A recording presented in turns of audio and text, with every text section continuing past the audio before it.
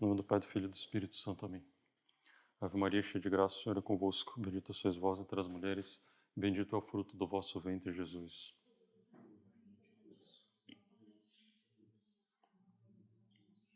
Maria, auxílio dos cristãos. Nossa Senhora das Dores. São José. São Francisco de Sales. Santo Inácio. Pai, do Filho e do Espírito Santo. Amém. Bom, meus amigos, vamos continuar as conferências aqui da vida de Santo Inácio. A gente tinha parado num momento decisivo, que foi o momento em que Santo Inácio e seus companheiros tinham feito um voto em Montmartre, lá em Paris, de viverem uma vida junta, de alguma maneira, viverem juntos, e irem até a Terra Santa, pregar, viver por lá, converter os muçulmanos, etc. E eles tinham colocado uma condição nesse voto: se eles não conseguissem ir para a Terra Santa até determinada data, eles iriam para Roma, se encontrariam com o Papa, se colocariam à disposição do Papa para o que o Papa quisesse. Então, Santo Inácio foi primeiro para Veneza e depois os companheiros dele foram em seguida. A gente viu terminou nessa viagem desses amigos dos companheiros de Santo Inácio até Veneza, que foi uma viagem bem interessante, com seus perigos, etc. Mas agora a gente vai fazer uma pausa aqui para voltar um pouco. Vamos tratar um pouco da questão do livro dos exercícios espirituais, que é seguindo estritamente aqui o que o autor da vida de Santo Inácio faz. Então a gente faz uma pausa para tratar aqui dos exercícios espirituais, um pouco da espiritualidade de Santo Inácio, um pouco melhor da questão da conversão dele.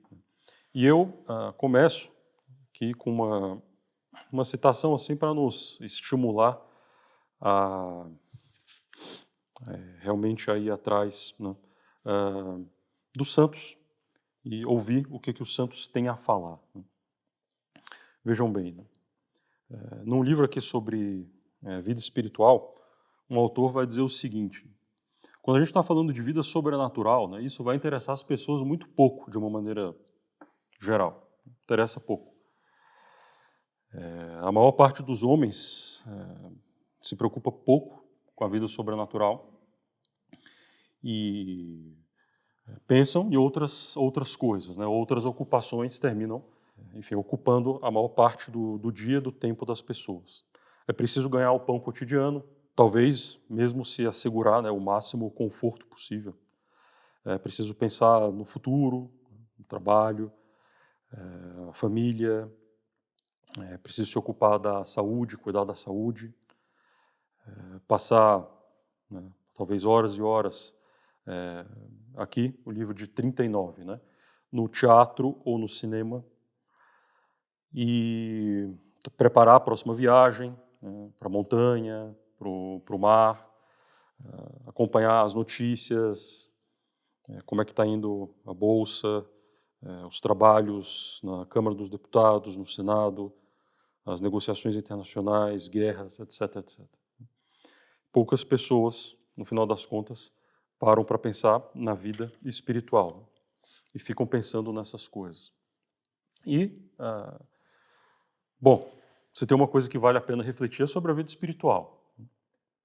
E o autor vai falar assim, será que você acha que realmente não vale a pena refletir sobre a vida espiritual e sobre a vida sobrenatural? Você está tão feliz assim no estado que você está, para ser tão conservador, e não querer sair de onde você está? Você está tão feliz realmente? Você pode afirmar a sua felicidade, que você é uma pessoa feliz?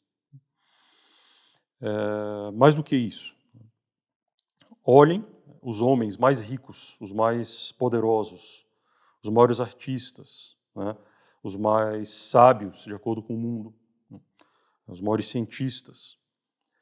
Tem um só desses, todos aí, entre todas essas categorias, né, que a gente pode dizer, esse aí é uma pessoa feliz, esse grande artista, esse grande esportista, esse é, né?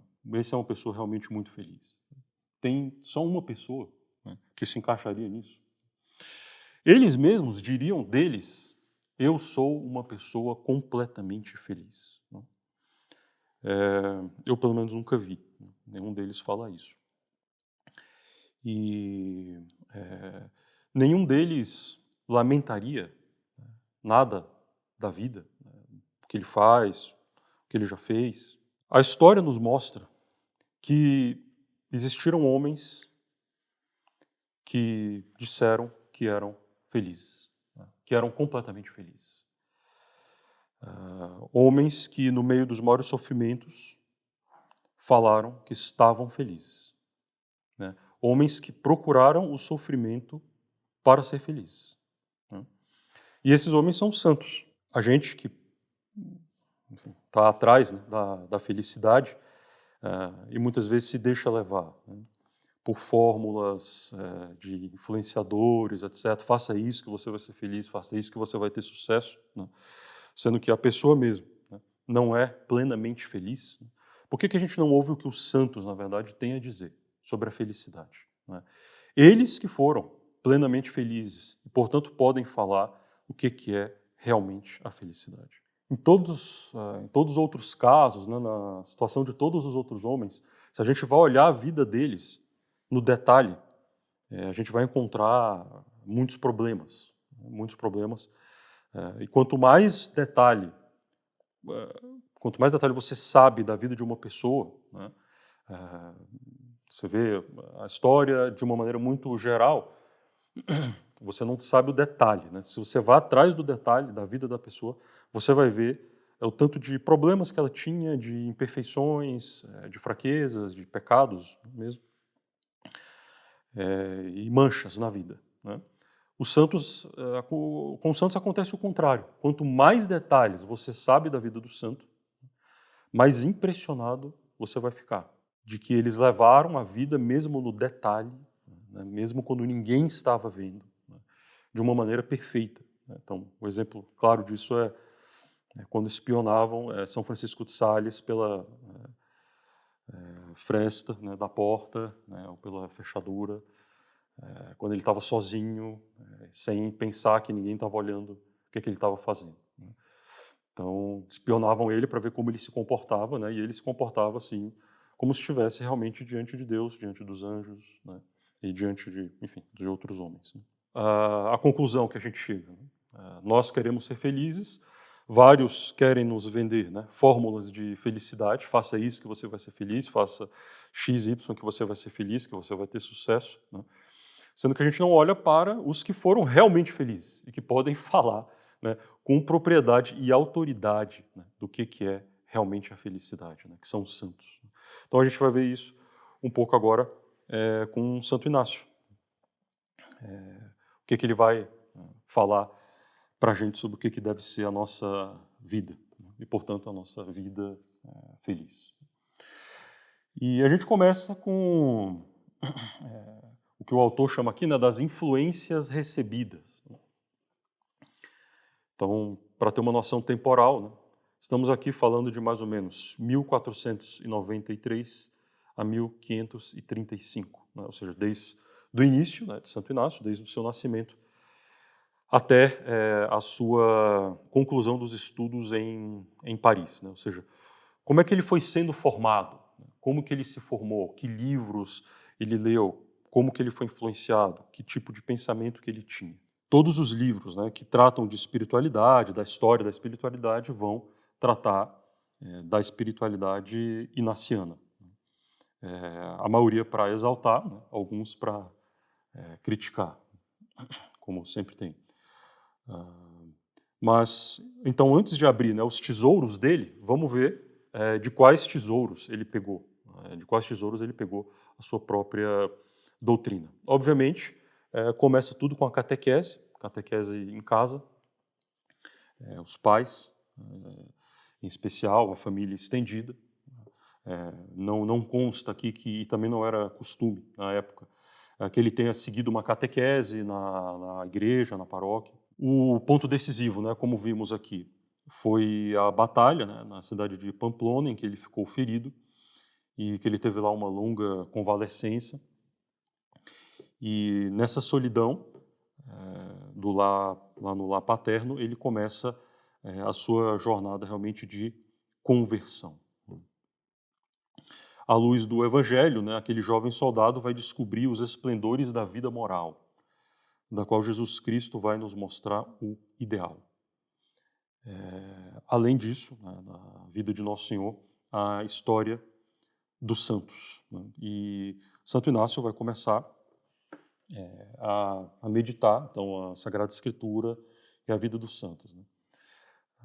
Ele vai ver, né, como Nosso Senhor disse que para a gente ganhar o reino dos céus é preciso privar-se, né, de vários prazeres carnais, prazeres mesmo lícitos, como se por natureza a gente fosse incapaz de desfrutá-los.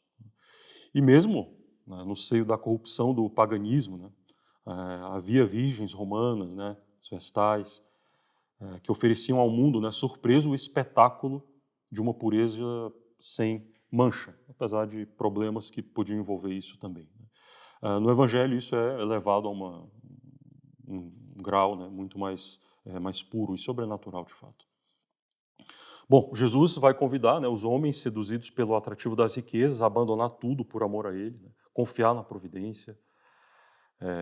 E aí a gente vai ver homens e mulheres aos milhares, desde os primeiros mosteiros no Egito, na Síria, deixando a outros a preocupação de ganhar dinheiro, de ganhar o ouro, para se contentarem com a pobreza evangélica. Jesus, mesmo mantendo os deveres de respeito, né, que já está no decálogo e na lei natural, de respeito aos pais, exortou quem quisesse uma perfeição maior, né, sair de casa, segui-lo, e inumeráveis religiosos fizeram isso, né, formando aí uma nova família espiritual. Santo Inácio, pensando todas essas coisas, com certeza pensou também, por que não fazer como eles? Por que não fazer como eles? Ao fim das suas leituras, né, no Evangelho e da vida dos santos, esta é a conclusão que sempre o seu espírito era, a qual o seu espírito era conduzido. Até então, até aquele momento, ele mal tinha pensado nessas coisas, né? Ele tinha sonhos de grandeza, mas grandeza material, grandeza como um cavaleiro. A partir desse momento, que ele vê esse ideal, né, ideal no bom sentido, né, esse objetivo que Deus, Nosso Senhor, colocou, uma vida cristã comum, uma vida cristã convencional, simplesmente cumprir os 10 mandamentos, isso não mais lhe convém, né? São limites muito estreitos e ele quer ultrapassá-los. Então, no rastro dos conselhos evangélicos, ele vai querer seguir a sua vida, né, sem que o detenha nenhum dos obstáculos que comumente vão desconcertar os homens. Penitência, jejum, mortificação, deserto, né, sepultamento num lugar ignorado por todos, nada disso o assusta. Outros o fizeram, por que ele não vai fazer? Então, desta transformação admirável, né, de uma alma pecadora e mundana, claro que o primeiro obreiro aqui, né, o primeiro trabalhador é o Espírito Santo. Sua luz, a unção, sua força, a graça, né, que vão tocar e realmente converter Santo Inácio. Mas essa obra da graça não se faz em um dia. Esse caminho também foi aberto às inspirações divinas por principalmente dois livros, né, dois livros que influenciaram muito Santo Inácio. O Flos Sanctorum e a Vita Christi. Desses dois livros, a gente pode dizer que realmente procede aí, como a sua fonte primeira, a espiritualidade inaciana. O primeiro desses livros, né, o Flos Sanctorum, né, ou seja, da vida dos santos, determinou mais realmente a vontade, né, a ter uma coragem.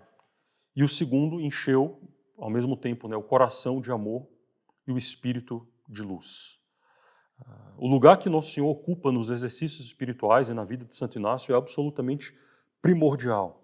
Desde o prólogo, né, até a conclusão da vida de Santo Inácio e mesmo dos exercícios espirituais, como a gente vai ver aqui, né, Nosso Senhor é o centro.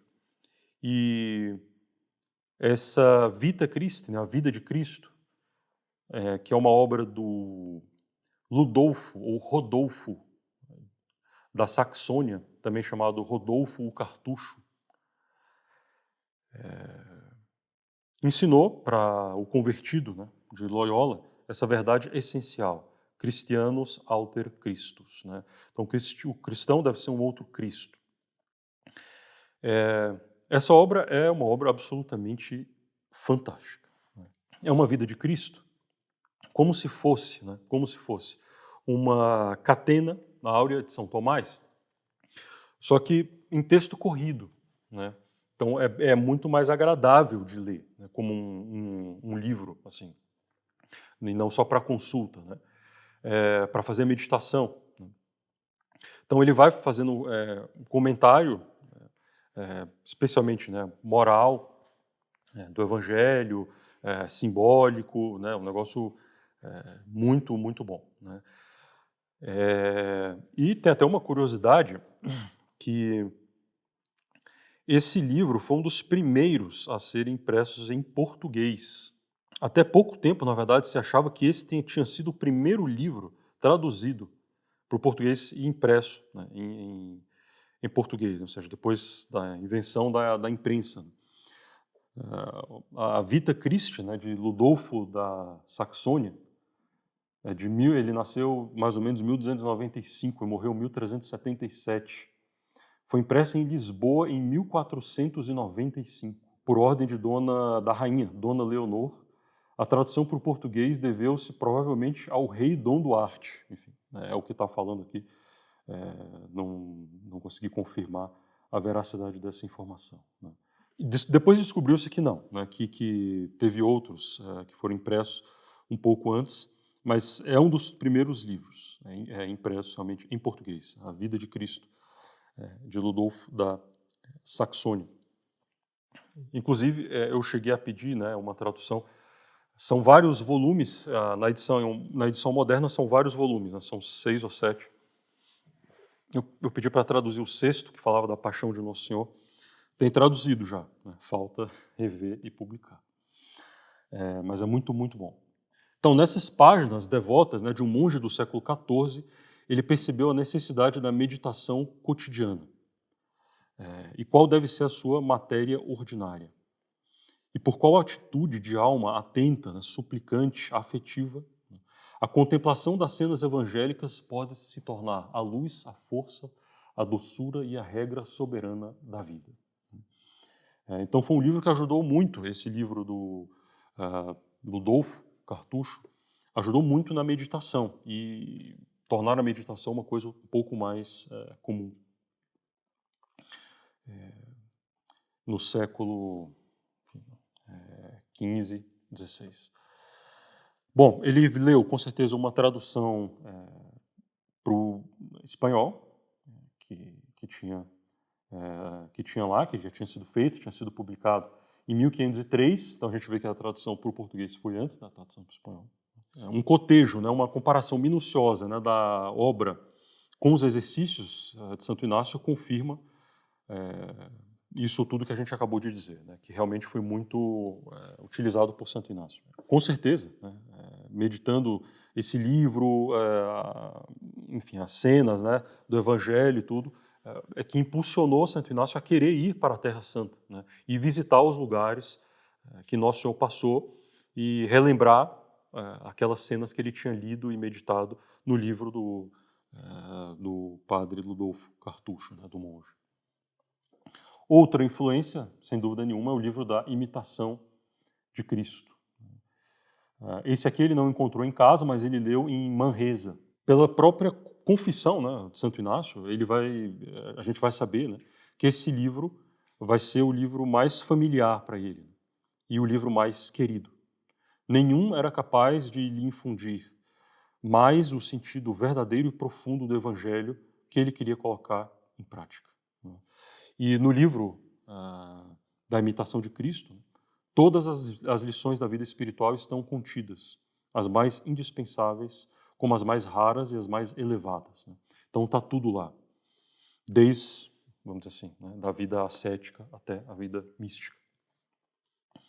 E quem lê atentamente a imitação nunca esquecerá que a abnegação é a condição obrigatória da virtude, tanto no século, né, no vida no mundo, quanto no claustro.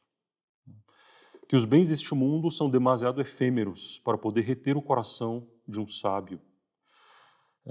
Que nenhuma tentação pode separar de Deus um coração que o ama. Que as provações da terra forjam a nossa coroa do céu. Que o Evangelho, a cruz do Calvário, a hóstia do altar, são para as almas cristãs uma luz que não se apaga, um instrumento de salvação sempre operante, um bálsamo capaz de refazer sem cessar as nossas forças e de curar todas as nossas doenças.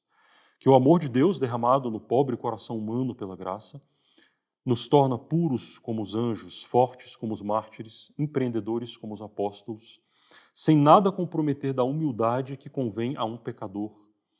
Que uma criatura que se entrega a Deus inteiramente e sem retorno tem, né, um sentimento presente, não apenas dos seus direitos e do seu amor, mas da providência iluminante e atuante de Deus sobre si. Né? Então, todos esses temas presentes claramente, né, na imitação de Cristo são temas absolutamente presentes na espiritualidade de Santo Inácio. Né? Então, entre as folhas desse livro, ascético e místico ao mesmo tempo, Santo Inácio vai colher pensamentos para nutrir habitualmente a sua alma.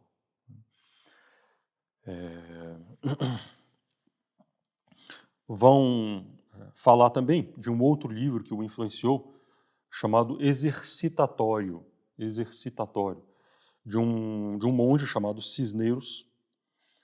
E aí existe toda uma discussão acadêmica, que a gente não vai entrar nisso, até que ponto que esse livro influenciou ou não, né? E aí então os beneditinos vão querer dizer que influenciou muito, né? E outros vão dizer que não. Enfim, só para constar. Né? Os dominicanos também vão dizer que influenciaram, né, Santo Inácio. E é verdade, né, que Santo Inácio teve padres, né, confessores e diretores da ordem dos dominicanos, né, sem dúvida. Provavelmente ele leu também algumas coisas de São Bernardo, mas o fato é que essas foram as três, vamos dizer assim, em termos de livros, as três grandes influências, né, que Santo Inácio recebeu. A Vida dos Santos, né, Flos Sanctorum, a Vida de Cristo, do padre Ludolfo Cartucho, e a Imitação de Cristo. Até tem uma passagem, né, que o padre Ludolfo Cartucho fala o seguinte: aspirar a esta terra santa que o bom Jesus habitou, iluminada por sua palavra e sua doutrina, consagrada por seu sangue sagrado, é muito deleitável. Mas quanto mais deleitável é ver esta terra com os olhos do seu corpo e ruminar depois em seu espírito, como em cada lugar o Senhor operou a nossa salvação. Então isso aqui, com certeza, era o que estava na cabeça de Santo Inácio quando ele estava na Terra Santa. Quem poderá jamais dizer quantos devotos fiéis, percorrendo esses lugares santos, né, a alma toda penetrada, beijam e abraçam o solo, onde lhes contam que o doce Jesus se deteve, se sentou, fez tal ação. Eles batem no peito, choram, gemem, suspiram. Né? E à vista desses gestos corporais que exprimem externamente a devoção, que esses fiéis têm certamente no interior do coração, né? Os próprios sarracenos, né, muçulmanos, são comovidos até às lágrimas. Dessas linhas do cartucho, né, saxão, certamente germinou no espírito de Santo Inácio, como eu falei, a ideia de fazer uma peregrinação à Palestina. E durante essa peregrinação, ele vai encher os seus olhos e o seu coração, a sua mente, do espetáculo da terra santificada pela presença de Nosso Senhor. Foi uma reimpressão, né, no mais profundo de sua alma, da história de Cristo que ele já tinha gravado na alma dele pela leitura e meditação da vida de Nosso Senhor. Bom, quando ele deixa a Palestina, né, por ordem dos franciscanos, ele vai sempre levar no espírito essa imagem precisa, num quadro histórico das cenas evangélicas, cuja meditação foi a alma da sua vida espiritual até o fim. Depois ele vai, a gente viu, né? Ele vai voltar para Barcelona, vai começar os estudos dele de gramática, leu alguma coisa de São Boaventura, e outros livros da época, A Arte de Servir a Deus, e, enfim. Alguns outros livros que falavam assim, em relação à questão da magnanimidade, né? Se dirigindo às pessoas nobres. As pessoas de nobre raça são mais obrigadas à virtude da magnanimidade. Pode-se dizer que toda doutrina que toca a vida espiritual lhes diz respeito mais do que a outros, cujos corações, por sua pequenez, não saberiam se elevar e realizar tão grandes coisas. É do que deu um brilhante exemplo a todos os cavaleiros, o generoso e ilustre rei de toda a cavalaria celeste e terrestre, Jesus Cristo nosso Senhor. Sua real pessoa, que passou por 1000 afrontas, né, pela grandeza do céu. Então, esses desejos de grandeza, né, para os nobres, né, São Inácio era da nobreza, esse desejo de grandeza, mas de uma grandeza espiritual, né, de servir, de ser um cavaleiro, né, no reino desse rei celeste e terrestre que é nosso Senhor Jesus Cristo. Aí está, podemos dizer, né, o germe de futuras meditações dos exercícios espirituais do reino, a meditação, a famosa meditação do reino e meditação das bandeiras, das duas bandeiras, né, dois estandartes. 3 coisas, né, por exemplo, diz esse autor aqui que Santo Inácio leu, devem animar as pessoas nobres a servir a Deus perfeitamente, a lembrança da sua própria nobreza, a bondade e a bondade e a grandeza do Senhor, né, e as grandes recompensas que Ele oferece às nossas esperanças. Então, vendo isso aqui, a gente vê Santo Inácio. E, por exemplo, nesse mesmo livro, A Arte de Servir a Deus, né, sobre a maneira de plantar e firmar em nós os bons hábitos, o padre vai escrever essa linha aqui. Jamais se adquirirá o hábito da paciência senão aplicando frequentemente o entendimento a considerar o grande bem dessa virtude e aplicando a vontade como um instrumento que a fabrica, inclinando-a a desejar injúrias e perseguições por amor deste Senhor, que nos convidou a esses desejos e que tanto sofreu por nós. Não deixeis de vos constranger a desejar as injúrias sob pretexto de que há aí alguma violência, né? Pois também há alguma parte aí da vontade. Renovai tão frequentemente atos semelhantes que cresça em vós essa disposição voluntária, que vos parecia inicialmente tão pequena, e que venhais a sofrer as injúrias de bom coração, então o hábito vos ficará. Bom, na vida espiritual, né, Santo Inácio vai sempre ter em mente também que é preciso, enfim, que existem 3 coisas bastante importantes, né, ou principais: frear as paixões, praticar as virtudes e rezar. Frear as paixões é preciso lembrar que Deus é o nosso mestre. Né? Praticar as virtudes é se colocar na presença dos exemplos de nosso Senhor Jesus Cristo, inclinar a vontade por atos repetidos. E para bem rezar, é preciso ter uma fé viva, com uma perseverança obstinada, né? E querer Deus ainda mais do que querer a sua graça. Isso, né, isso dito nesse livro ainda, né? Então, todos que conhecem a espiritualidade inaciana vão encontrar aqui, nesses aqui, os pontos mais essenciais, né, da doutrina de Santo Inácio. Depois ele vai para Salamanca e para Paris, e com certeza teve, né, influências por lá, mas a sua base já estava feita, né, a sua base já estava formada. Certamente Santo Inácio, né, não tem nada de um erudito, nenhum sábio que vai se preocupar em sistematizar dados esparsos dos livros espirituais.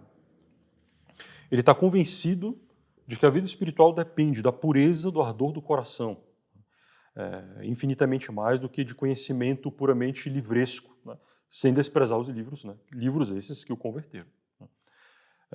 Ou pelo menos foram instrumentos da sua conversão. Ele foi convertido pela leitura, né, mas aprendeu dos próprios livros que o converteram, né, que ele tem que ser guiado pelo mestre interior que fala a alma, né, tem que ser guiado realmente por Deus. Né. Claro que ele não vive só com seus próprios pensamentos, ele tem amigos, pede conselhos, ele vê doutores, monges, né, com certeza pessoas que o guiam também nesses caminhos. E aí chegamos aqui, né, na questão da composição do livro dos exercícios espirituais, né, considerando todo esse pano de fundo das influências, né, recebidas por Santo Inácio. Então, a primeira coisa que Santo Inácio quer, que foi o que aconteceu com ele, é a conversão, porque é aí que a vida espiritual começa. Conversão. Tem um padre aqui, né, que vai falar sobre essa questão da conversão, vai dizer o seguinte: a verdadeira vida espiritual começa na conversão. Né? Então, todos nós temos que nos converter, mesmo aqueles que já nasceram em lares católicos e ensinados desde criança, né, as coisas certas. Esses também precisam se converter. A verdadeira vida espiritual começa na conversão. E o que é a conversão? E a conversão significa aqui uma escolha decisiva entre pecado e Deus. Uma escolha decisiva. Vai chegar um momento da nossa vida que nós teremos que fazer uma escolha decisiva, ou Deus ou pecado. Um passo em si irrevogável, pelo qual a alma cristã se desvia de qualquer pecado mortal, né, e adere definitivamente a Deus, o seu bem supremo e seu amor único. Né. É a realização do primeiro e do maior dos mandamentos. Diliges Dominum Tum. Amarás o Senhor teu Deus de todo o teu coração, de toda a tua alma, de todo o teu espírito, de toda a tua força, com toda a tua força. Mas é isso então que significa a conversão, né, que é o início da vida espiritual. Realmente, uma escolha decisiva, né, um passo em si irrevogável. Né, e ele fala em si irrevogável porque, enfim, a pessoa pode, por uma fraqueza, né, ainda cometer, né, um pecado, mas a vontade dela está irrevogavelmente ligada, né, a Deus, aderida a Deus. Então, um passo em si irrevogável pelo qual a alma cristã se, né, desvia, né, do pecado mortal e adere definitivamente a Deus. Então, o primeiro objetivo de Santo Inácio é esse, né, que foi exatamente o que aconteceu com ele, a conversão dele. Bom, vamos dizer assim, né, toda essa experiência de Santo Inácio, né, sobre a vida espiritual dele e de outras pessoas está compilada aqui nesse livro dos exercícios espirituais. Existe uma fórmula, né, difundida, inclusive em meios tradicionais, etc., por pessoas boas, que diz que na Gruta de Manresa a Virgem ditou e Santo Inácio escreveu o livro dos exercícios espirituais. Essa fórmula aqui é altamente imprecisa, né, se a gente toma ela literalmente. Né? Então, que Nossa Senhora ditou para Santo Inácio, então, como se ela tivesse falado assim: escreve aí essa frase, né? E Santo Inácio está lá na Gruta de Manresa, escrevendo literalmente uma frase que foi ditada por Nossa Senhora. É claro que Nossa Senhora interveio muito, né, na vida de Santo Inácio. Né? Na conversão dele, ela apareceu para ele. Na própria Gruta de Manresa, ela também apareceu, né, para ele. E, enfim, em vários outros momentos da vida de Santo Inácio. Agora, que ela tenha ditado o livro, né, e ele tenha simplesmente copiado, né, não existe nenhum testemunho realmente credível de que isso tenha acontecido desse jeito. Né, que ela o inspirou, que ela o ajudou, né, e a frase entendida dessa maneira é verdadeira. Né, mas entendida da maneira literal, não há, né, base suficiente histórica para se afirmar esse tipo de coisa. Né. Então, isso foi representado em quadros, né, são, né, Nossa Senhora ditando e Santo Inácio escrevendo, né, enfim. Né, quadro tem uma certa liberdade, um artista ali para fazer a coisa, mas a verdade é que documentalmente, por meio de depoimentos e tal, não existe uma prova, né, nem Santo Inácio disse isso, né, muito menos, de que foi isso que aconteceu. Né. Isso não aconteceu com a Sagrada Escritura. né?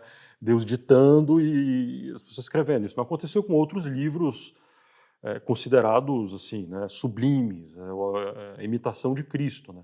Ninguém diz que a imitação de Cristo foi um ditado, né, que o Tomás de Kempis foi lá e escreveu, né? Então, para dizer que é um livro sublime, que tem uma certa inspiração no sentido lato aqui da coisa, né, a gente não precisa dizer que ele foi ditado, né? Com isso, a gente não tira a força do livro. E também, obviamente, a gente não tira a influência aqui de Nossa Senhora, né? Nem um pouco. Quando o Santo Inácio partiu de Loyola, né, ele estava levando sobre o peito dele uma imagem de Nossa Senhora das Dores. No caminho, ele vai, quando ele estava indo, né, para Manresa, né, ele vai parar no santuário de Nossa Senhora, que ele tinha uma devoção especial, né. Diante de Nossa Senhora de Navarrete, ele vai fazer um voto de castidade. Chegando em Montserrat, a gente sabe, né, ele vai fazer aquela vigília de armas, né, vai entregar a sua espada, se tornando assim uma espécie de cavaleiro, né, de Nossa Senhora, de Nosso Senhor, né. Em Manresa, Nossa Senhora vai mostrar por inúmeras aparições, né, que ela ama o seu servidor, né, com um amor privilegiado. Mas até uma frase aqui do autor do livro aqui, né, da biografia de Santo Inácio. Seu Evangelho de São Lucas não foi escrito sob o ditado de Nossa Senhora, por que pensar que os exercícios espirituais o teriam sido? A Gruta de Manresa, né, chamada também de Santa Cova, obviamente é um lugar de grande veneração, né, um lugar importantíssimo. Foi doada a propriedade, né, para os jesuítas, fizeram depois lá uma capela, etc, etc. Agora, de novo, né, não está estabelecido que Santo Inácio, quando ele estava por ali, né, que ele ficava dormindo lá o tempo inteiro, né? Ele não morou na Gruta de Manresa, né, o tempo inteiro. Ele estava no hospital, né? A gente sabe, na verdade, que ele morava lá no Hospital Santa Lúcia. Depois ele morou no convento dos frades da Ordem dos Pregadores, né, os dominicanos, né? E ele ia para a gruta durante uma parte do dia. Além disso, né, uma a cela, né, dos monges onde ele estava hospedado, né, esse é o lugar ideal para se escrever, né, não numa gruta coberta de arbustos, cheio de, enfim, né, outras coisas lá que não convém. Ou seja, não tem realmente, pelo menos eu estou convencido, né, verossimilhança essa afirmação, né, de que os exercícios foram ditados por Nossa Senhora e escritos lá, né. Claro que ele pode ter tomado alguma anotação lá, escrito alguma coisa, né, mas não é que foram escritos inteiramente lá. Além disso, o livro dos exercícios espirituais não foram escritos de uma vez só. Houve diversas interrupções, diversas adições ao longo do tempo. Ele mesmo vai dizer para um padre chamado González de Câmara, que vai servir como uma espécie de secretário dele mais para o final da vida. Ele vai dizer para esse padre o seguinte: os exercícios não foram feitos inteiramente num mesmo tempo. As coisas que eu observava terem me sido úteis, eu as anotava, né, aos poucos por escrito. E porque eu pensava que elas poderiam também ser úteis aos outros, né, eu ia acrescentando. Como, por exemplo, o método do exame particular. A questão do discernimento dos espíritos, né? Santo Inácio começa quando ele ainda estava lá em Loyola. Logo depois que ele se converte, ele começa a perceber esses movimentos do espírito, né? E ele começa a pensar, a tentar discernir justamente o que o estava movendo, espírito bom, espírito mau, espírito humano. Ele mesmo vai dizer isso, né? Ele vai dizer, quando eu ainda estava em Loyola, estendido no leito, né? Essas linhas são decisivas, mostram então que algumas partes, né, do livro dos exercícios espirituais foram escritas antes de Manresa. Então, começam em mais ou menos 1522, né, para terminar só em 1540, que é onde que é quando vai ter realmente assim o livro vai ter uma forma mais definitiva. Desde o primeiro momento, Santo Inácio vai ter um caderno que ele vai anotar as coisas E durante 20 anos ele vai acrescentando, copiando de novo, mudando, tirando, até que vai ser impresso em 1548. Só que em 1522, a gente já sabe que a substância dos exercícios já está meio que definida. O que é a substância dos exercícios? Né? Então a gente não sabe. Isso aí foram palavras usadas por eles e pelos primeiros autores, mas sem detalhar. Né? Mas enfim, tentando entrar agora aqui no conteúdo do livro. Só antes disso, né, só uma observação que é importante, né, porque, como eu disse, né, vários vão querer ter um pouco da paternidade, né, do livro. Né, vários vão querer dizer que, não, mas isso aqui foi influenciado por esse meu livro aqui, né, ou por esse livro que foi escrito pela pessoa aqui da minha ordem. Né. Então, teve vários pais, né, pelo menos parciais aí, dos exercícios espirituais de Santo Inácio, né? Mas a gente, enfim, tem que lembrar que são aquelas 3 grandes influências em termos de livro, né? E que a experiência realmente de Santo Inácio. Né? E a obra ela é redigida numa linguagem, né, o mais simples possível, uma linguagem comum, popular, né, sem nenhum traço assim de refinamento escolástico, literário, nada disso. E eles são fruto de um método de leitura, de meditação de Santo Inácio. Né? Então, ele vai pegando a vida de Nosso Senhor, o exemplo dos santos e tudo, e ele vai meditando sobre isso, né? E ele vai colocando essas conclusões e o que ele vai pensando no seu caderno, que depois vai virar o livro dos exercícios espirituais. Né? Lembrar sempre, né, que Deus estava conduzindo Santo Inácio. Então, além dessas influências de livros e de pessoas e tal, obviamente, né, aqui tem a graça. Então Deus vai... Veja, ele não tinha nenhuma pretensão de parar lá em Manresa, né, na gruta, e ficar lá durante tanto tempo. Né? Isso aconteceu porque, enfim, no final das contas, Deus o reteve lá durante 10 meses, né, para dar uma instrução ali para ele. Né? E a humildade desse peregrino, o ardor dele na oração, a coragem na penitência, a caridade com os pobres, com os doentes, seu zelo para levar para as almas uma vida plenamente cristã, tudo isso vai atrair as graças de Deus para ele.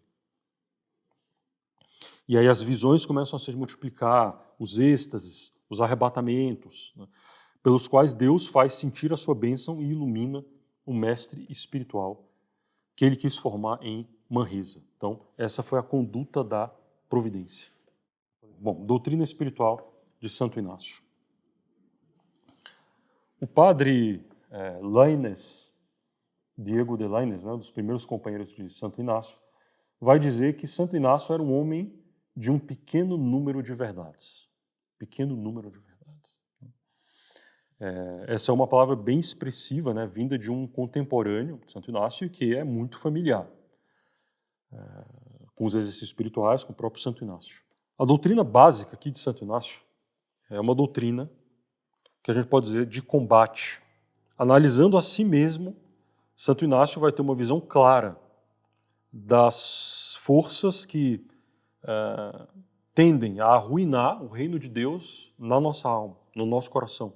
Ao longo da sua vida, em Loyola, na corte, em Manresa, em Barcelona, em Alcalá, em Paris, ele vai ter 1000 ocasiões de se persuadir que a história dele, a história dos combates dele, a história íntima de alma dele, era também a história de muitos. E por isso vai vir nele a convicção profunda. E aqui eu cito literalmente, né, o autor da biografia, né, a convicção profunda de Santo Inácio de que a grande infelicidade dos homens é não querer se vencer. A grande infelicidade dos homens é não querer se vencer. É, portanto, a esta vitória sobre si mesmo, né, está no próprio título dos exercícios espirituais, tal, para que o homem vença a si mesmo. É a esta vitória sobre si mesmo que ele se anima e que ele tenta animar todos aqueles que se aproximam dele. Foi, como eu disse, esse o título que ele deu aos exercícios espirituais. Que é o seu programa pessoal, mas ao mesmo tempo universal. Aquele que ele propõe para si mesmo, mas que também propaga ao seu redor com um zelo que nada detém. Sem esta vitória sobre si mesmo, impossível ser um homem razoável, racional. Né? Sem essa vitória sobre si mesmo, impossível ser um homem razoável, um discípulo de Jesus Cristo, um salvador das almas. Aquele que não domina suas paixões será infalivelmente dominado por elas. Um cristão que recua diante da abnegação de si afasta-se dos exemplos e das lições de Jesus Cristo. Né? Que a vida de Jesus Cristo não foi senão um perpétuo holocausto. Né?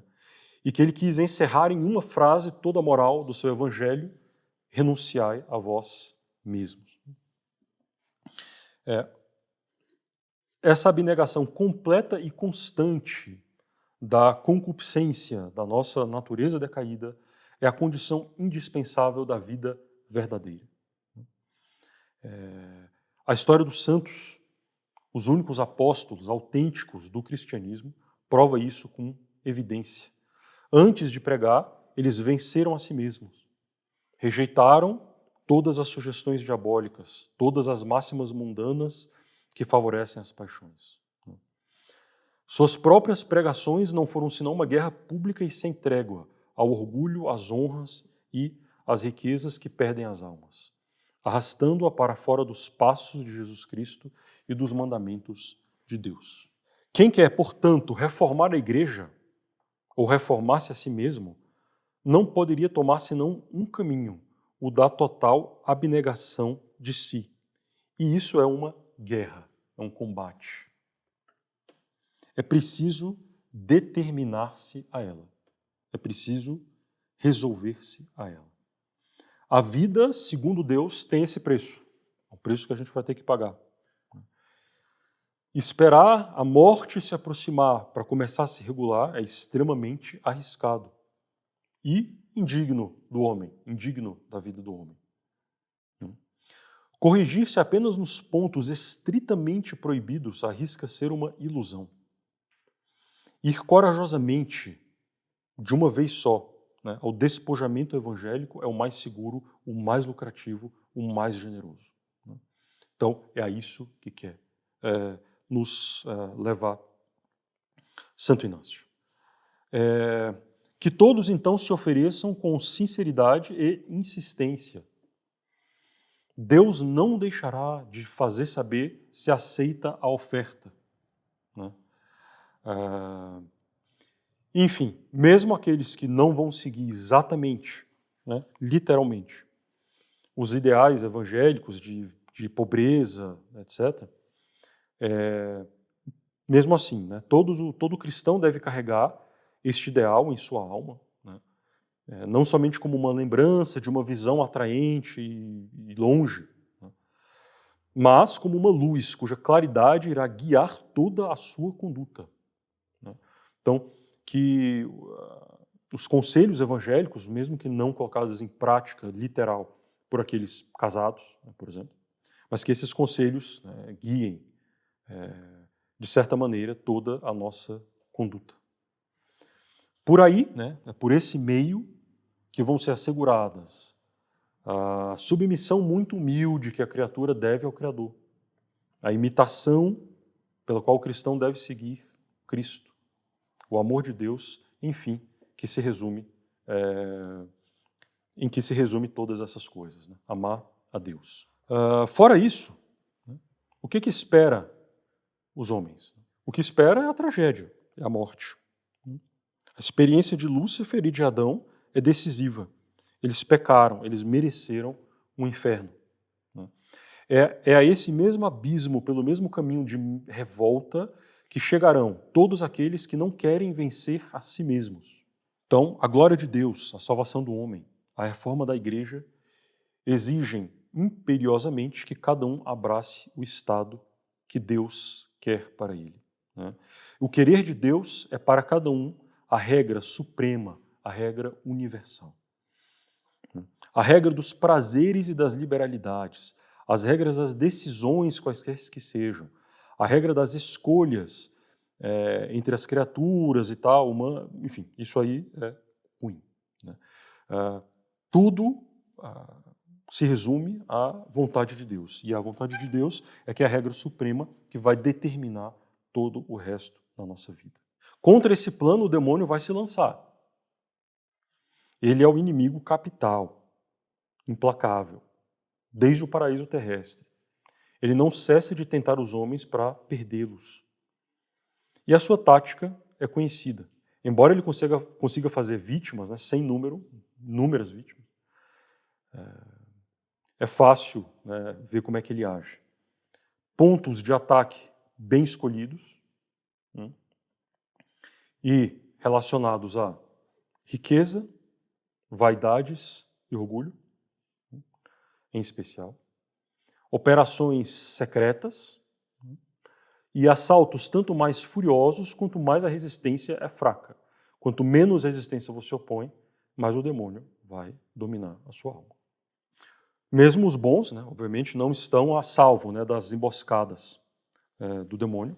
E claro que ele usa isso enfim, ele vai tentar fazer isso de maneira refinada, com astúcia, sob a aparência do bem. Né? Mas devemos lembrar, né, que ele é sempre mentiroso e homicida. Então a vigilância é, portanto, de rigor, com a resolução firme de fazer sempre o contrário do que ele propõe. Aí está a sabedoria e a salvação. Os fiéis devem sempre lembrar também que Deus deseja mais a nossa salvação do que o demônio deseja a nossa perdição. Então que Deus tem muito mais força e quer nos socorrer, muito mais do que o demônio quer nos perder. Né? Os bons anjos, né, também, os santos que intercedem por nós, as graças de Deus que nós recebemos. Quando a gente recebe essas graças, essas consolações, é preciso aproveitá-las, a fim de servir a Deus com mais generosidade. Mas, Santo Inácio coloca, né, a nossa vida será uma vida de alternâncias, dias luminosos, dias cinzentos, dias de consolação, dias de desolação. E a gente tem que aproveitar todas essas variações para a virtude se engrandecer e firmar. Né? Os méritos se acrescentarão aos méritos. A humilde convicção se estabelecerá na alma de que ela não é nada e de que Deus é tudo. Essa é a verdadeira ciência da santidade. E essa ciência nunca está totalmente aprendida. Né? Nós sempre temos um pouco mais a aprender. É preciso colocar-se, né, nessa escola, né, na escola de Deus, durante toda a vida, a fim de aprender e aproveitar os socorros divinos, frustrar os esforços diabólicos, dominar nossos instintos e nossas inclinações ruins, né? E estabelecer em nós mesmos o reino de Deus por incessantes vitórias. Né? E os exercícios espirituais servem justamente para isso. Né? Quem quer conservar e desenvolver as suas forças cristãs. A experiência dos santos coloca isso aqui em evidência. Né? A meditação cotidiana, o exame cotidiano de consciência, o hábito da penitência, confissão e comunhão frequentes, são os segredos dos santos. Né? São o segredo das suas resoluções corajosas, de uma fidelidade a Deus que jamais se desanima. Né? E para a gente ver, né, como essa ideia de Santo Inácio, em relação à questão da abnegação, né, de vencer-se a si mesmo, vencer a nossa vontade desregrada, de fato a base da espiritualidade, né, católica de uma maneira geral. Né. Eu pego aqui uma citação de um outro padre, chamado padre Grimal, o verdadeiro progresso, né, na vida espiritual, que ele vai falar o seguinte: aqui está, na vida espiritual, o ponto que é o ponto decisivo.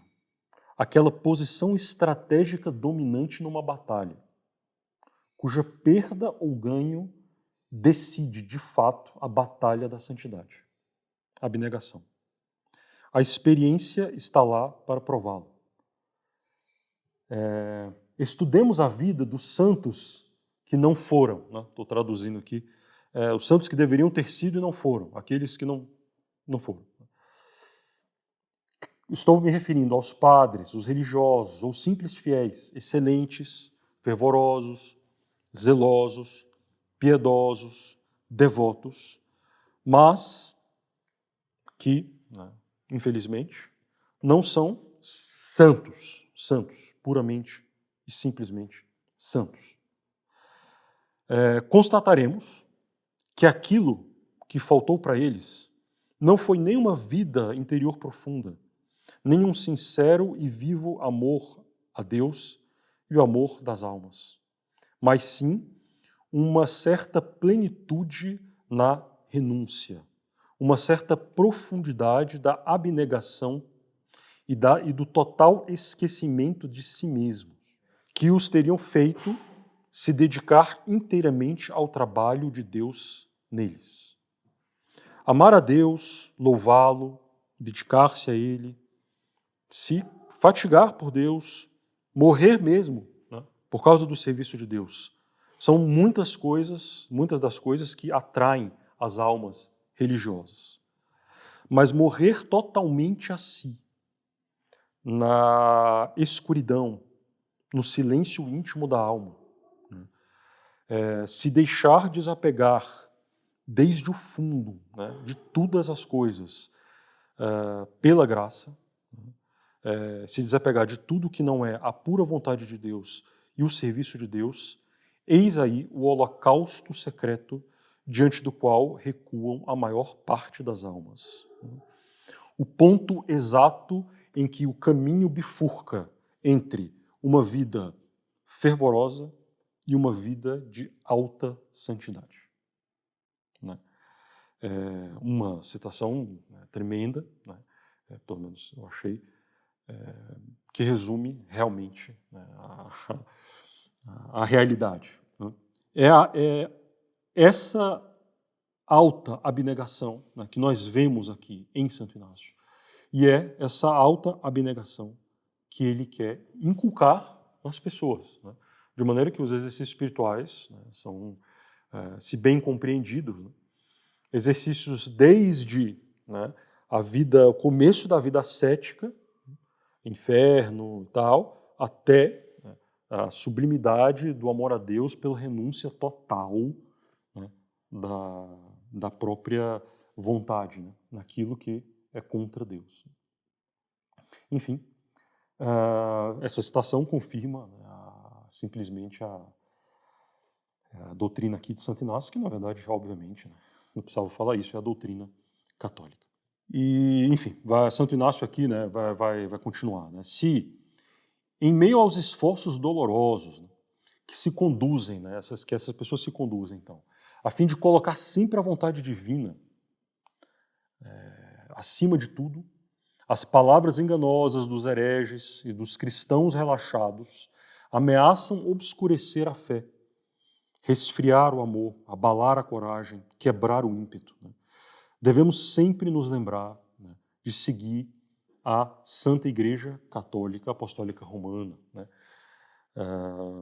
e de estar sempre junto a ela. Jesus Cristo prometeu assistência, de que aguardará na verdade, com todas as, não vou entrar nesse mérito, com todas as nuances necessárias aqui sobre a questão do magistério, da obediência que se deve a ele, na medida em que a própria igreja impõe essa obediência ou não. Escutar a igreja, docilmente a igreja em tudo que ela ensina, ordena e aconselha, crer em seus dogmas, suas leis, respeitar as suas instituições, praticar a observância do seu culto, é aí que está o nosso dever e a nossa segurança. Para renovar esse espírito em sua pureza, Santo Inácio também inculca em nós a necessidade de nos convencermos profundamente da importância dos sacramentos, frequentar os sacramentos, praticar a penitência, rezar, meditar. E nada vale tanto quanto um retiro. separado dos seus e dos seus negócios, dos seus hábitos diários, né? Nós estamos mais aptos para compreender por que estamos nesse mundo. Nós estamos mais aptos para compreender a infelicidade que é o pecado e a infelicidade para a qual leva o pecado, né? A beleza dos exemplos de Nosso Senhor, a beleza dos exemplos do presépio do Calvário, né? E o dever de imitar o modelo dos eleitos, a grande lei do amor que encerra toda a religião, né? Solidão completa, reflexões sérias, orações insistentes, docilidade a um diretor, generosidade de alma, pronta a todas as inspirações da graça, trazem necessariamente uma conversão, uma transformação. E, obviamente, a gente tem que estar absolutamente persuadido disso, né? Se a gente tiver essas disposições, né, Deus irá nos ajudar. Por acaso Deus não quer a nossa salvação e nossa perfeição mais do que nós mesmos poderíamos querer? Por acaso o Pai não nos deu o seu Filho? Ele nos recusaria graças que são muito menores do que a graça de ter Nosso Senhor. O que são em comparação, né, com aquele em que estão todos os tesouros, né, da divindade, né? O que são os nossos pedidos, por mais difíceis que sejam, em comparação, né, com o que nós já recebemos de Deus, né? Nada, absolutamente nada. A verdade, né, também aqui no pensamento de Santo Inácio, né, a verdade é que nós não sabemos o que Deus faria de nós se nós estivéssemos sinceramente decididos a nos entregar a Ele inteiramente, né? Se a gente tivesse decidido a se entregar inteiramente a Deus, né, a gente não sabe o que Deus faria de nós, né? E os exercícios espirituais entram aqui, né? Os exercícios espirituais são um excelente meio para provocar essa generosidade da alma, né? Instrumento eficaz de conversão. Quem leva os exercícios espirituais a sério, né, então, a todos que possam fazer, não posso deixar de recomendar veementemente, né, o retiro, especialmente o retiro mais longo, todos que tenham condições, enfim, né, a vida de cada um, mas todos que possam fazer, que façam, né, porque se você entra de coração aberto, realmente, enfim, Deus vai te levar por caminhos que você não imagina. E é isso que fala Santo Inácio, né? É impossível colocar-se sinceramente nessa escola sem levar dela o desejo e a força de vencer-se a si mesmo por amor de Cristo. Os exercícios espirituais originariamente eram de 30 dias, existem até hoje, né? Pessoas que ficam 30 dias, né, de retiro, né? Na nossa vida é uma coisa complicada, mas também é interessante pensar que antes se vivia muito menos tempo, né? Se gastava muito mais tempo com outras coisas, tipo viagem, né? Se você tinha que viajar de um lugar para o outro, você gastava 3 meses, agora a gente gasta 10 horas. E mesmo assim eles estavam dispostos a perder 30 dias. Mas, enfim, pode se prolongar, pode se encurtar. Tudo depende das circunstâncias, né, de tempo e de pessoas. Hoje é muito difícil fazer por 30 dias. E Santo Inácio vai dizer, né, em geral, né, para as pessoas assim que estão começando, as meditações da primeira semana são muito boas e bastam, né, para que já mudem bastante de vida, né? E a gente pode pensar, 30 dias não é muito tempo? Não, não é muito tempo, né? Esse espaço de tempo não é longo demais, né, para penetrar-se a fundo das lições essenciais da ascese cristã. Obviamente, os exercícios por si só não produzirão, né, automaticamente a santidade. Santo Inácio mesmo diz no título do livro, exercícios tal, para ajudar a alma a se vencer, né? Para criar os hábitos, quase que, vamos dizer, instintivos, né, de virtude, né, precisa de tempo. A intensidade dos atos pode abreviar esse tempo, mas é um fato da experiência de que hábitos inveterados são difíceis de serem destruídos, né, então leva-se tempo. Esse é, em resumo, né, e em parte, a síntese aqui da doutrina de Santo Inácio, né, e que ele disseminou por fragmentos, talvez sem muita coesão, né, nas páginas muito curtas do seu livro, né. dos exercícios espirituais. Em vários momentos, né, ele fez adições, anotações, foi acrescentando uma coisa ou outra, né, mas sempre com o mesmo pensamento. Governar-se a si mesmo e vencer-se. Nós precisamos governar a nós mesmos e vencermos. Atos de governo, né, de nós mesmos. Então, no retiro, né, precauções tomadas para assegurar uma solidão, um recolhimento, concentração das potências intelectuais e afetivas sobre uma verdade, né, pensar numa resolução prática, determinar, né, essa resolução, vitória de si mesmo, né, prática da temperança, da penitência, reação contra a tríplice concupiscência, contra as sugestões do demônio, do mundo, oração feita e prolongada, apesar do desgosto, instantes súplicas repetidas até que você tenha coragem, né, de fazer o que você tem que fazer, né, ao sacrifício. Atos de governo de si mesmo, né, exame da meditação, revista diária da consciência, discernimento dos impulsos interiores. Eu estou triste, fiquei feliz, por quê? O que me levou a isso, aquilo? Né? Ou seja, Santo Inácio vai inculcando, né, em cada passo, em cada momento aqui nos exercícios, né, no retiro, atos de governo de nós mesmos, atos para vencermos, né, a nós mesmos. Resolução, né, para emendar a nossa vida, nos conformarmos com os exemplos de Cristo. Então, isso aqui está espalhado também por todos os exercícios espirituais, né? Governar-se, vencer-se. Isso aqui é, em certo sentido, essencial, né, do livro, porque, na verdade, é indispensável para a vida espiritual, que, obviamente, né, vai consistir na presença, conservação e aumento em nós da graça santificante.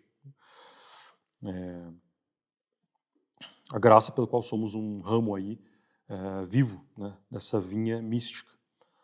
E a circulação, o enriquecimento dessa seiva divina da graça não pode ser assegurado sem a eliminação dos elementos capazes de dessecá-la, de esgotá-la. Ora, essa eliminação desses elementos que atrapalham a circulação e o fortalecimento dessa seiva, dessa graça divina, né, a eliminação desses elementos é justamente a vitória sobre nós mesmos. Né? É a dominação do natural pelo sobrenatural. A destruição do homem velho sob os golpes do homem novo. E Santo Inácio também vai insistir muito em dois pontos, né, para ajudar a destruir, né, o homem velho: humildade, magnanimidade. A humildade, vai dizer São Tomás, né, comporta principalmente a submissão do homem a Deus. Né? Então, isso é humildade, literalmente. Né? Humildade comporta a submissão do homem a Deus. Então, o homem submisso a Deus é humilde. E Santo Inácio, obviamente, tem uma grande ideia da majestade divina, né? Dos direitos soberanos de Deus. O Rei eterno, né? Ele aparece no cume das coisas, uma perfeição muito alta. E ele se vê aos seus pés, muito baixo, próximo do nada, indigno dos seus olhares por causa dos seus pecados. Ele se dirige a Deus, né? Começa se dirigindo a Deus nos exercícios espirituais como um servidor se dirige ao seu mestre. Manter uma atitude assim de respeito diante de Deus. Gosta de medir a distância entre ele e Deus para ver que ele é um nada. Para um coração que está assim aniquilado diante de Deus, o que tem de mais importante, o que tem de mais augusto, sagrado do que a vontade desse soberano, a vontade de Deus? Então, por isso a humildade é tão importante também. A humildade nos faz nos submetermos completamente à vontade de Deus. E ele é tão submetido a Deus que não saberia hesitar, mesmo que lhe prometessem todas as riquezas, todas as honras, né, entre uma satisfação dada à natureza má e uma violação grave ou mesmo leve à vontade divina. Ele nunca hesitaria. Né? Nunca hesitaria. Você vai ser dono do mundo inteiro, você vai ter todo o poder. Né? Mas faz só isso aqui que vai desagradar um pouco a Deus. Isso é sem hesitação, é sem a menor hesitação. Tanto Santo Inácio estava compenetrado, né, dos direitos de Deus, né, da majestade divina.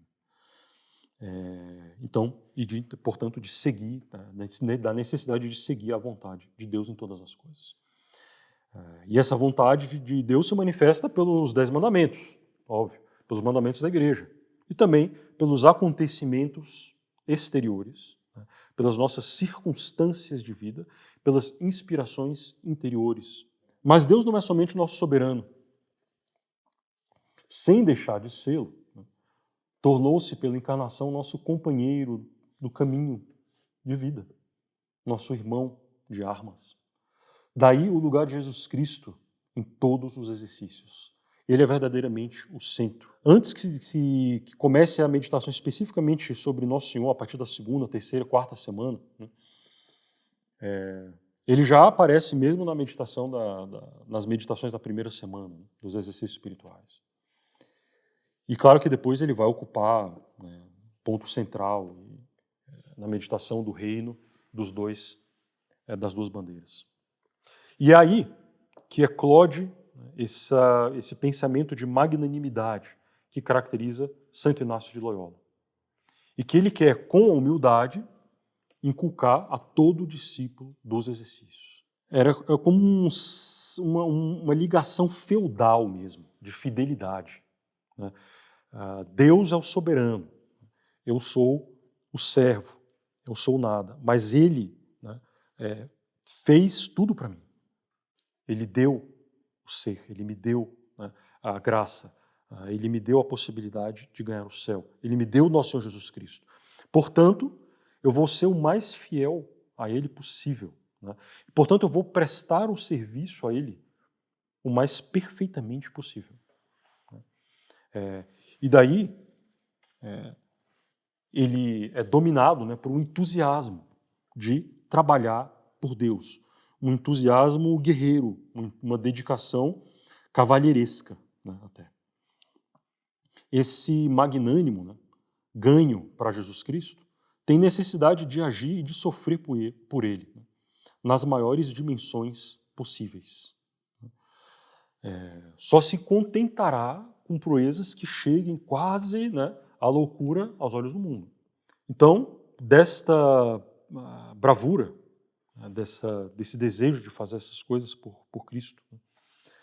Cristo, na verdade, é sempre a causa eficiente. É dele que se espera a graça, é dele que se espera a coragem, né? A causa exemplar. Ele é o exemplo a ser seguido. Ele fez, eu vou fazer, né? E a causa final. Fazemos isso para chegar até Ele, né, para nos unirmos a Ele.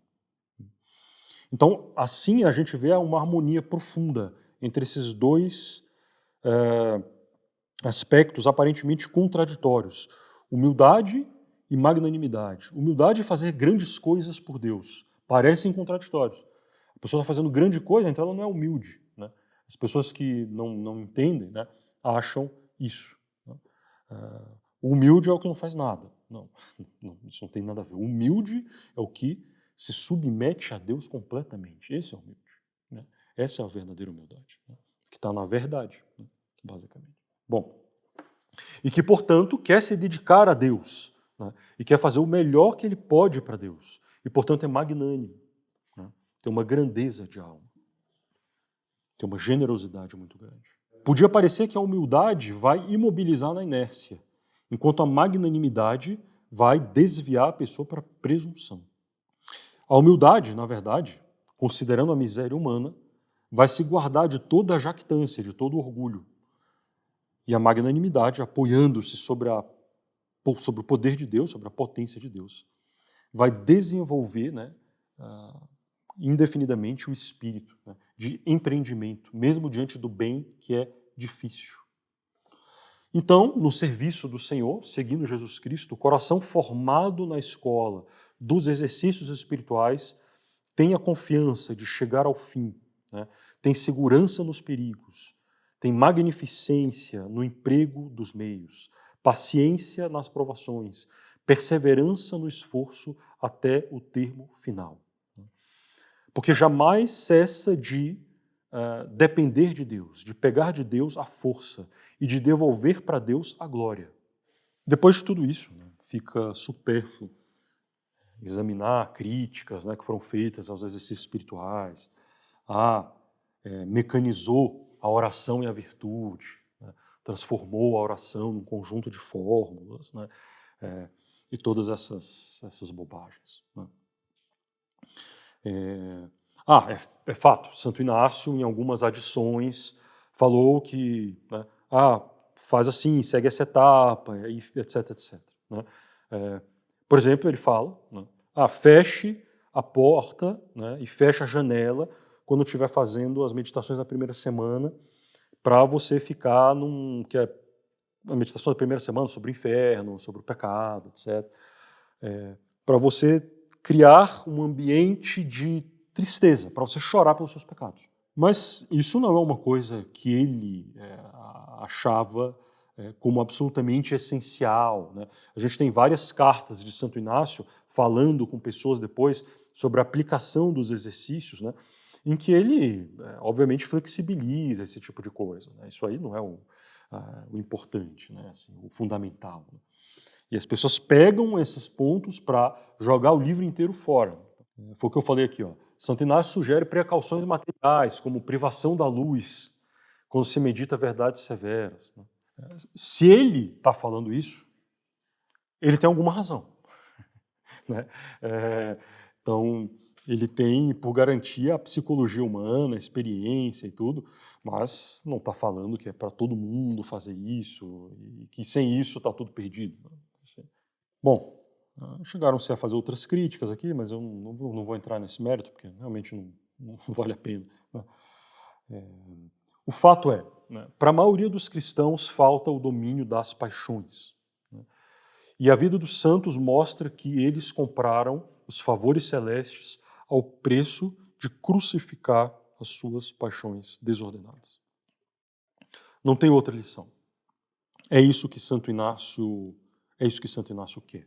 Então ele começa realmente com uma coisa ascética, né, de luta, né, contra as más inclinações, para adquirir virtudes, né, mas não exclui uma vida de oração mais alta, uma contemplação. Santo Inácio era um contemplativo. Tudo que ele exige ali de abnegação, etc, etc, isso aí é o material, né, com que Deus vai trabalhar para elevar a pessoa para a contemplação. Né? Então, assim, dizer que os exercícios espirituais, né, focavam só até certo ponto, as pessoas não chegavam à contemplação, não elevava tanto as pessoas, né, é também um grande erro. Santo Inácio, na verdade, conduz a pessoa por um caminho extremamente seguro, né, de chegar à contemplação. Isso a gente vê ele falando, inclusive, nas cartas. Né? Então, tá aí, né? Nessas poucas palavras, né, em 1 hora e pouco, tentando resumir que é a doutrina espiritual de Santo Inácio. E espero que tenha sido de proveito e de estímulo para que nós possamos seguir, né, de Santo Inácio.